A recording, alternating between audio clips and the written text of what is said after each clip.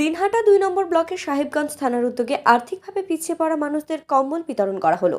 এছাড়াও সাহেবগঞ্জ থানার একটি কক্ষের উদ্বোধন হলো আজ। এই কক্ষের উদ্বোধন করেন কোচবিহার জেলা পুলিশ সুপার দ্যুতিমান ভট্টাচার্য।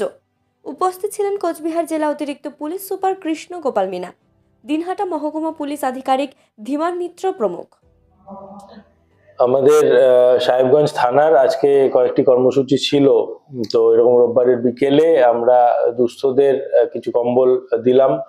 তাছাড়া আমরা ফিরে পাওয়া কর্মসূচিতে যেগুলো মোবাইল হারিয়ে গেছিল কিছুদিন আগে অবধি, সেগুলোকে তাদের মালিকের হাতে ফেরত দিলাম। এবং সাথে সাথেই আমরা এখানে একটি চেম্বারের উদ্বোধনও করা হলো। যেটা মূল এখানে কাজ হচ্ছে আমাদের মানুষকে সাইবার অপরাধ সম্বন্ধে সচেতন করা, এবং কালকে থেকে মাধ্যমিক শুরু হচ্ছে সেটা নিয়েও মানুষকে অবগত করা হলো। পরীক্ষার্থীরা যাতে ভালোভাবে পরীক্ষা দিতে পারে, আমরা জেলা জুড়েই কিন্তু একটা পুলিশ অ্যারেঞ্জমেন্ট করেছি, যেটা দিয়ে বিভিন্ন জায়গায় যে কোয়েশ্চেন পেপার গুলো এসকর্ট করা হবে। প্রত্যেকটা স্কুলে আমাদের যেখানেই মাধ্যমিক পরীক্ষা রয়েছে, 100-র ওপরে স্কুল রয়েছে, সেখানে আমাদের পুলিশ কর্মী মোতায়েন থাকবে।